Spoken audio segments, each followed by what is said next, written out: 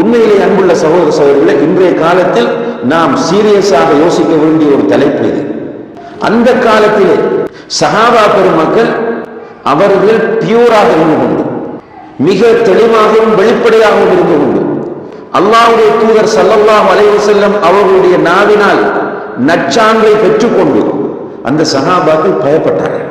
எதற்கு பயப்பட்டார்கள்? என்னிடமும் நிஃபாக் இருக்குமோ என்று பயப்பட்டார்கள். மிகப்பெரிய நபித்தோழர் தான் உமர் இப்னு கத்தாப் ரலியல்லாஹு அன்ஹு. ரசூல் ஸல்லல்லாஹு அலைஹி வஸல்லம் அவர்கள் அவருடைய காது கேட்கவே அவரை ஷஹீத் என்று சொல்லி இருக்கிறார்கள்.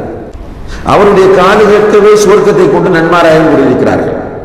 அவர் கேட்கக்கூடிய நிலையிலேயே உமர் ஒரு வழியால் சென்றால் அந்த பக்கம் ஷைத்தான் வரவே மாட்டான் என்று சொன்னார்கள். இப்படியான உமர் இப்னு கத்தாப் ரலியல்லாஹு அன்ஹு ரசூல் ஸல்லல்லாஹு அலைஹி வஸல்லம் அவர்கள் வஃபாத்தான பிறகு ரசூலுல்லாஹி அலைஹி வஸல்லம் அவர்களின் ரகசிய தோழரான ஹுதைபா ரலியல்லாஹு அன்ஹு அவர்களை தேடிச் செல்கிறார். எதற்காக தேடிச் சென்றார்?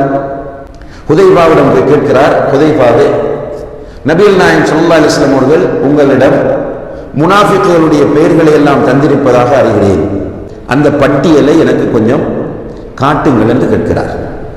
அன்புள்ள சகோதர சகோதரிகளே, முனாஃபிக்குகளுடைய பெயர் பட்டியலை நம்ம கேட்டதுக்காக கேட்போம், அந்த பட்டியல் எடுத்து ஃபேஸ்புக்கில் வெளியிடுவதற்காக கேட்போம், அல்லது நோட்டீஸ் அடித்து வெளியிடுவதற்காக கேட்போம். உமர் ரலியல்லாஹு அன்ஹு அவர்கள் போய் கேட்டவுடன் ஹுதைபா ரலியல்லாஹு அன்ஹு சொன்னார்கள், உமரே இது அமானிதம், அல்லாஹ்வுடைய தூதர் என்னிடத்தில் அமானிதமாக சொன்னது, கடைசி வரை நான் சொல்ல மாட்டேன். மன்றாடி பார்க்கிறார், அவர் சொல்லவில்லை. இறுதியில் உமர் ரலியல்லாஹு அன்ஹு அவர்கள் எதற்காக அந்த பட்டியலை கேட்டார் என்பதை இப்படி சொல்லுகிறார், ஹுதைபாவே, பட்டியலை நீங்கள் கொடுக்கவில்லை, பிரச்சனை இல்லை, அந்த லிஸ்டில் என்னுடைய பேர் இருக்கிறதா என்று பார்த்து சொல்லுங்கள் என்றார். அல்லாஹ் அக்பர். அந்த லிஸ்டில் என்னுடைய பேரும் இருக்கிறதா என்று பார்த்து சொல்லுங்கள். இன்றைக்கு நம்முடைய நிலை என்ன சகோதரர்களே? கொஞ்சம் இபாதத்தாளியாக மாறிட்டோம் என்றால் அத்தனை பேருமே நரகவாசி நம்முடைய பார்வையில். நம்ம முன்சப்பில் தொழ ஆரம்பிச்சிட்டோம்டா, கொஞ்சம் தாடி அப்படியே விட்டுட்டோம்டா, 2-3 ஹராம ஒதுங்கி வாழ்ந்துட்டோம்னா நம்மளோட ஃபீலிங் எப்படி வந்துடுது?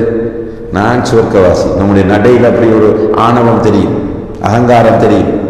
பெண்களும் அப்படித்தான், கொஞ்சம் குர்ஆன் படிக்க ஆரம்பிச்சு, கொஞ்சம் ஹதீஸ்களை பாடமாக்கி, மாஷா அல்லாஹ் இறுக்கமாக கொடுத்திருந்த ட்ரெஸ்ஸை லூஸ் ஆக்கி, கொஞ்சம் இஸ்லாமிய முறையில் மாறிட்டாங்கன்னா அந்த ட்ரெஸ்ஸை இறுக்கமாக போட்டு போறல நரகவாசின்னா பார்க்க ஆரம்பிப்பாங்க.